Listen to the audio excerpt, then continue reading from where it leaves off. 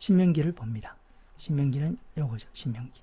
모압 평지에서 이스라엘 백성들이 가나안 땅에 들어가기 전에 설교한 3편의 설교라. 두 번째 설교가 OS 26장이다. 그럼 나머지 1에서 4장, 요거는 27에서 34장. 34장 우리가 외워놨으니까. 모세의 설교, 교훈, 뭐 이렇게 되죠. 스타일이 이제 두 가지다 했습니다. 두 가지. 첫째는 지금처럼 역사적 교훈. 두 번째는 직접적 교훈. 근데 첫 번째 설교는 역사적 교훈이고, 두 번째 교훈은 직접적인 설교와 역사적인 설교 섞여 있고, 세 번째 설교는 직접적인 설교. 역사적인 교훈이란 뭐냐면 하나님께서 이스라엘 백성 가운데 행하신 과거의 역사의 과거의 일들을 상기시켜 가면서 하나님을 섬기고 사랑하라. 그런 스타일의 교훈이 역사적 교훈, 설교다. 직접적인 설교는 하라 하지 말라, 율법이죠. 직접적으로 이거 해, 이거 하지 마, 이렇게 직접적으로.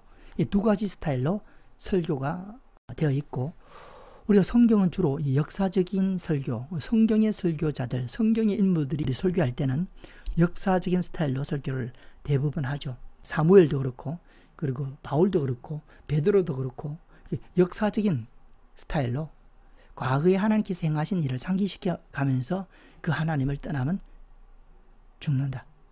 그렇게 설교하죠. 죽는다는 것은 영적으로 죽는다는 거죠. 신명기도 두 가지 설교 스타일이 있고, 첫 번째는 역사적 교훈이다. 1장에서 4장까지다. 정탐꾼 얘기를 합니다. 12정탐꾼.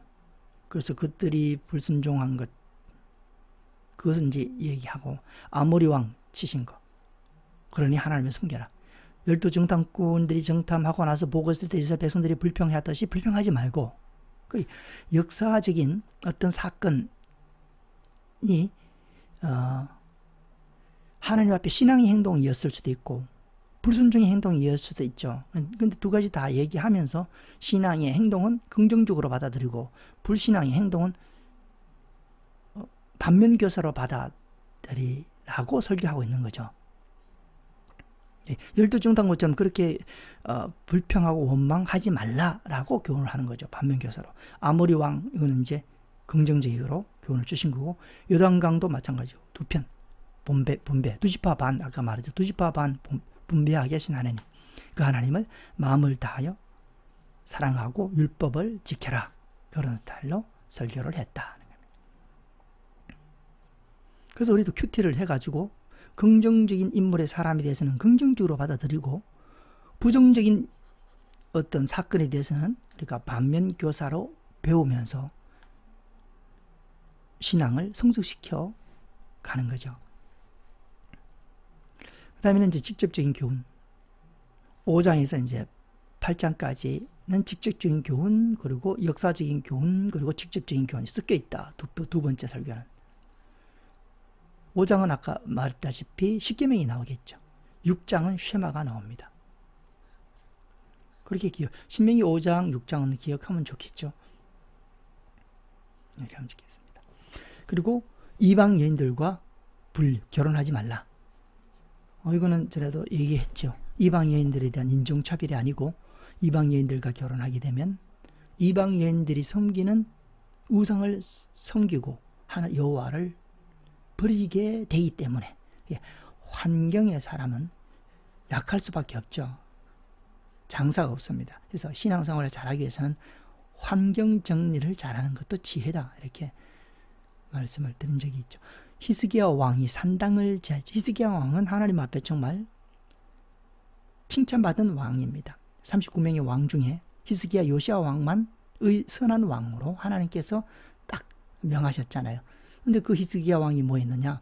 여러 가지 이유가 있었겠지만 그 중에 하나가 산당을 제했다. 산당은 뭐 하는 역할을 하느냐?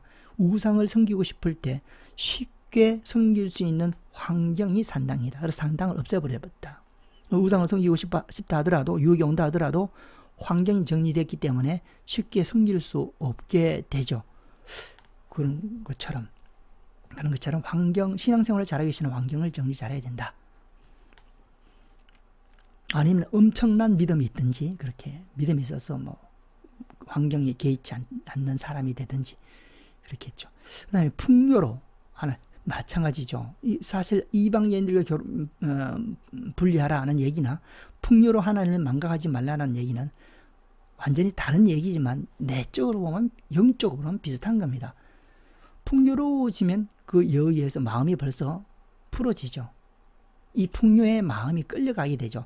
이방 여인들과 결혼하게 되면 이방 여인들한테 그 환경 속에 우상의 환경에 마음이 끌려가게 되는 거죠. 그런 영적인 원리는 똑같다 이렇게 봅니다. 그래서 풍요로 하나님을 망각하지 말아라.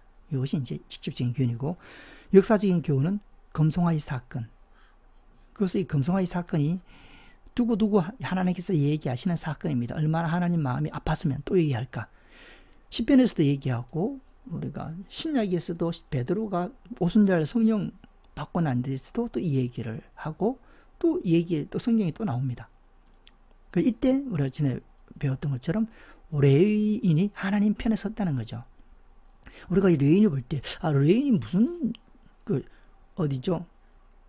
세겜에서 디나 사건이 있었지 않습니까? 그때 시므온하고 레위인이 하나님 눈밖에 났는데 어떻게 하나님의 제사장 직분이 그런 복을 받게 됐나 이렇게 했을 때 금송아지 사건이라고 얘기했고, 그럼 금송아지 사건이 뭐 그 한 번 잘했다고 그렇게 그만한 가치가 있을까 했을 때 가치가 있다라고 말씀을 드렸습니다. 왜냐하면 하나님이 가치 있게 보시기 때문에 가장 중요한 게 하나님이죠. 레위인 뭐 특별히 한 게 없죠. 잘못이 더 크죠. 그러나 하나님이 금송아지 사건 때 마음에 못을 받는 사건이다 이렇게 우리가 표현을 했고, 그때 하나님 편에 섰다 레위인이. 그래서 레위인의 지파의 운명이 바뀌었다. 우리가 하말티아, 죄 그러면 빗나가다는 뜻 아닙니까? 하나님의 의도에 관역에 빗나가는 것이 죄죠. 완전히 엉뚱한 데 쏜 게 죄가 아니고 약간 빗나가는 것도 죄입니다. 그게 빗나가다는 뜻이죠. 그러니까 빗나가다는 표현을 썼죠. 엉뚱한 방향이 아니고 그냥 빗나가는 정도가 죄라는 용어이기 때문에, 그래서 일단은 신앙의 목표를 다윗처럼 하나님 마음에 합한 자, 그 반짝이는 합한 그 지점까지 가야 우리가 안심할 수 있다 이렇게 봅니다. 성경 읽어보면 하나님이 기적을 행했다 해서 내가 구원받았구나 이렇게 하면 안 되죠. 광야시대 때 다 죽었잖아요. 이게 신앙의 목표를 어디 잡나 하면 다윗처럼 하나님 마음에 합한 자, 거기까지 가자. 그런 어떤 원리가 있기 때문에 레인이 하나님의 분깃이 되고 제사장 직분이 됐다. 축복의 위치에 들어갔다 이렇게 보는 겁니다. 성경을 읽고 보면 그 속에 더 깊이 보면 그 속에 반짝이는 어떤 지점이 있죠. 그런 것들입니다. 우리가 객관적으로 데이터로 보면 따질 수 있죠. 하나님 앞에. 그거 레위가 잘못한 게 얼만데 금송아지 하나의 사건 가지고 레위를 그렇게 복을 주시면 너무 불공평하다. 형평성의 원리에 어긋난다. 이렇게 겉으로 그렇게 말을 할 수 있습니다. 그 지식을 가지고 보면 그렇게 반항할 수도 있는 거예요. 고라와 다단처럼. 시각이 가장 중요합니다. 성경은 영적 진리라는 것이 얼마나 중요한지 모르죠. 영적 진리라는 것이 정말 중요합니다. 왜냐하면 거기서 다 풀리기 때문이죠. 그렇게 하나님을 믿는다고 하면서 버림받는 사람들은 다 영적 시각을 갖지 못했기 때문입니다. 영적 시각에서 보이는 지식, 그것을 근거로 해서 판단, 그것을 근거로 해서 옳고 그름을 생각해야 되는데 그냥 보이는 것을 근거로 하나님을 섬기되 외적으로 보이는 것을 근거로 판단하고 기뻐하고 싫어하고 이렇게 살아가는 사람들은 이제 문제다라는 거죠. 성경을 통해서 우리 시각을 바꿔야 된다. 가데스 바니아에서의 반역 기억나죠? 하루를 40년을 잡아서 40년 동안 광야할 것이다. 하나님 말씀이고 그 전에도 뭐라고 말씀하셨죠? 이 백성들 다 쓸어버리고 모세야 너를 통해서 큰 민족을 이룰까? 이렇게 얘기도 하셨지 않습니까? 그렇게 어떤 반역에 얘기하면서 반면교사로 반영하지 말라라는 겁니다. 그렇게 교훈을 주시죠. 역사적 교훈. 두돌판 사건, 금송아지 사건이죠. 하나님의 권능을 상기시킨 후에 마음의 할례를 받고 하나님을 사랑하라. 마음의 할례를 받고. 이것도 아까 비나스와 비슷한 거죠. 마음의 의지죠. 의지. 할례.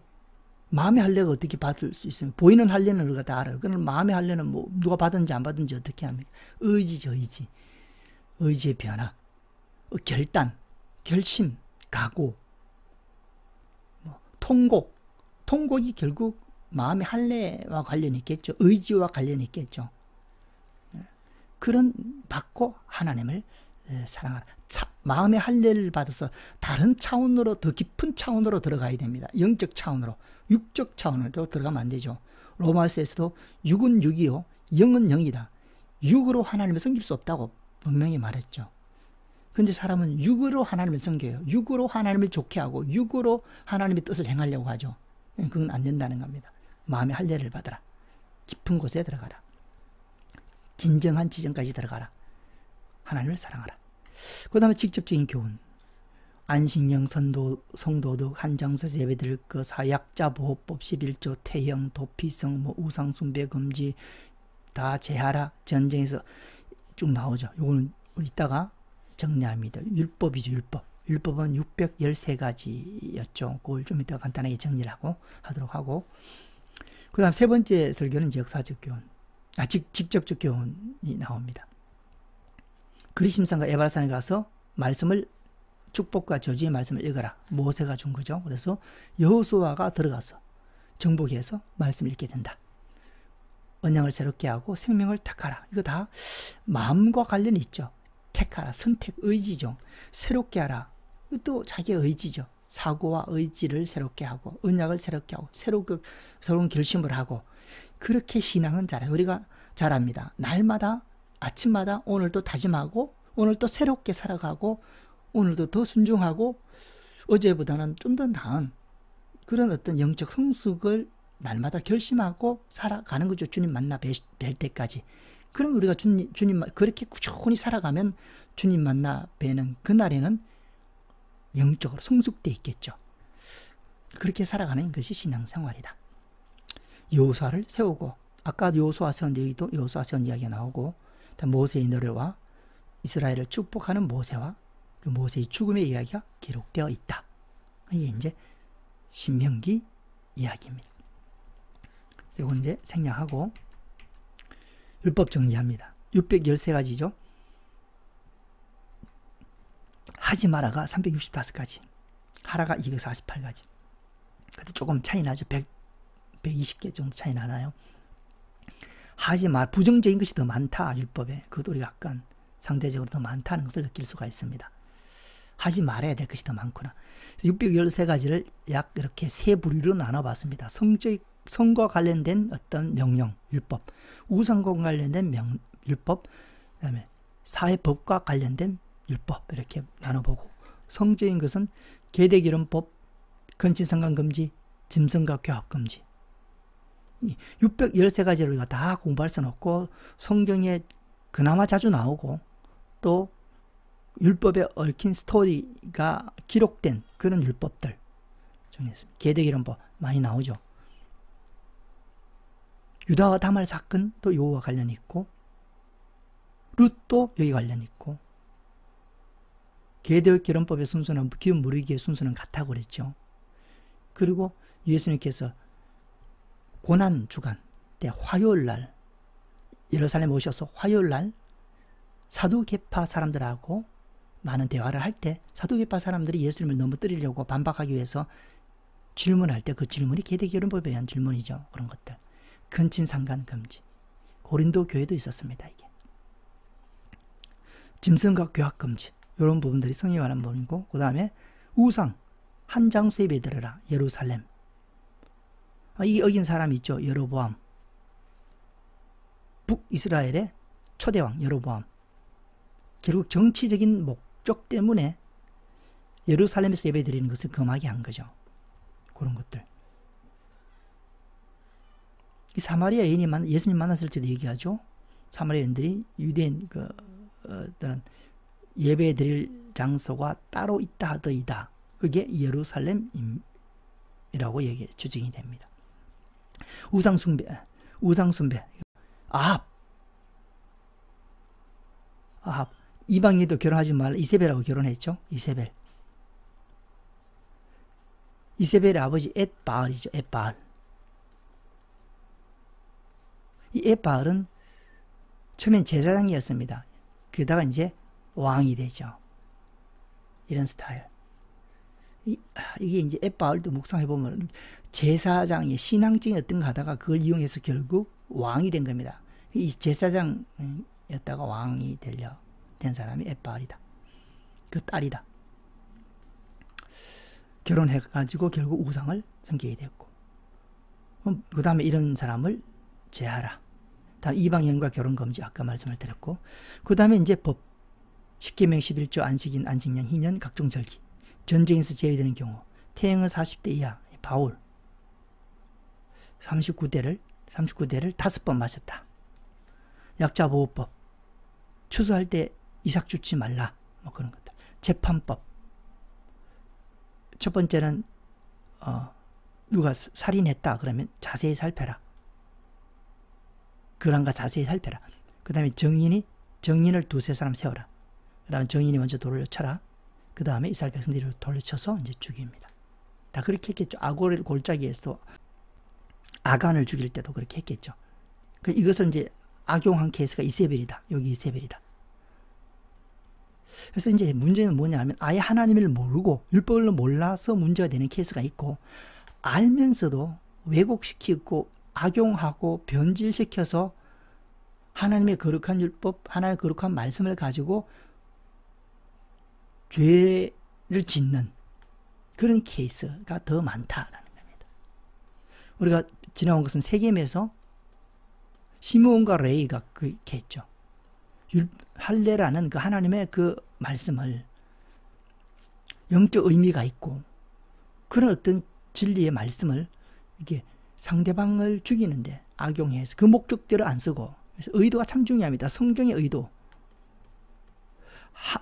똑같은 성경 말을 하더라도 의도가 틀리면 그거는 이제 막입니다. 쉽게 해서 막입니다. 의도가 틀리면 안 되죠. 그게 벌써 몇 번 나왔지 않습니까? 하나님께서 모세를 불쌍히 여기서 모세 힘드니까 70인 장로들한테 말씀을 주셔서 짐을 들어줬는데 70인 장로들한테 말씀을 준 그 말씀을 가지고 오히려 모세를 반역한 사람이 아론과 미리암이었고 결국 고라와 다단이었다. 그렇게 볼 수가 있죠. 의도가 다른 똑같은 사건이라도 의도가 중요하다. 이렇게 봅니다. 우리가 또 신약에서 보면 알겠지만 하나님의 말씀, 똑같은 말씀을 얘기하지만 의도가 다른 케이스가 사탄이 그렇게 썼지 않습니까? 마귀가 40일 금식하고 두 번째 예수님을 시험할 때 10편 91편 12절의 말씀을 가지고 예수님을 넘어뜨리려고 한 거예요. 마귀가 쓴 말은 하나님의 말씀이 분명해요. 그러나 그 의도가 달랐기 때문에 그거는 악한 거죠. 그런 위험에 빠지지 말자. 성경 스케치나 우리 하나님의 말씀을 배워서 많이 알았을 때, 많이 알았기 때문에 더 안전하다가 아니라 더 위험할 수가 있다라는 거죠. 그렇게 악용할 수가 있고, 성경은 그런 이야기를 굉장히 많이 기록되어 있습니다. 그러니까 그런 부분을 우리가 조심해야 된다는 거죠. 그래서 날카로워야 되고 정확해야 된다. 이렇게 볼 수가 있습니다. 계근성, 한우제의, 그다음에 십전 대법판 이렇게 했습니다. 외우려면 그렇게 외웠다. 613가지, 365가지, 248가지 계근성, 한우제의, 십전태보판, 십전태보판 이렇게 했습니다. 그렇게 하고 광야시대 이제 끝났으니까 총개관합니다. 광야시대는 우리가 수루 광야에서도 보죠. 여기 람세스부터 출발을 했죠. 이렇게. 그리고 여기 아벨 시딤까지 오는 게 아까처럼 민수기 33장에서 36장까지 기록되어 있죠. 그래서 42군데다 이렇게 되어 있고, 그리고 광야 시대는 여기 수루 광야부터입니다. 그래서 42군데까지는 안 되겠죠. 수루 광야부터 시작한다. 그래서 광야 시대 성경에 보면은 출애굽기 15장, 다음에 민수기 끝까지 36장. 그러면 수르왕의 도착, 마라에서 썸물, 단물, 그다음에 12샘물 70정나무 장막을 치고 신관에서 만나 메추라기 러빈에서 아말렉과 싸우고 반석을 쳐서 물내고 그다음에 천부장 제도 1150원 이렇게였죠. 외워지지 않습니까? 1150원. 신해산 5가지 사건, 우리가 4차 등산을 보고 내려와서 성막을 짓고 레이기록, 레이기 공부를 안 했네요. 그 다음에 1차 인구조사, 그 다음에 6월절. 그럼 여기가 이제 가데스 바네 가는 도중에 일어난 사건입니다. 메추라기 사건, 그 다음에 미리암이 문둥병 걸린 사건. 가데스 바네에서 12정탐꾼 가나안 땅에 들어가 지켜야 할 제사제도. 이것도 그냥 우리가 읽으면 또 뭐 율법을 또 기록했구나 이렇게 생각할 수 있지만, 하나님은 뭘 생각했을까 이렇게 보면 가나안 땅에 들어가서 무엇을 기대했을까 하나님이. 그럼 제사제를 줬단 말입니까? 그럼 무슨 말이냐? 영혼이 사는 안정장치, 영혼이 살기 위해서 필요한 얘기를 하셨다 이렇게 보는 거죠. 그 다음에 이제 고라와 다단, 그다음 쌍난집, 아론의 쌍난 지팡이, 그 다음에 머리발 물 사건, 노뱀 사건, 아모리, 바산, 그리고 모압 평지, 발, 비, 이슬, 미분, 경신 이렇게였습니다. 8가지 사건, 그리고 신명기까지 그렇게 정리를 했고, 그 다음에 이제 정복시대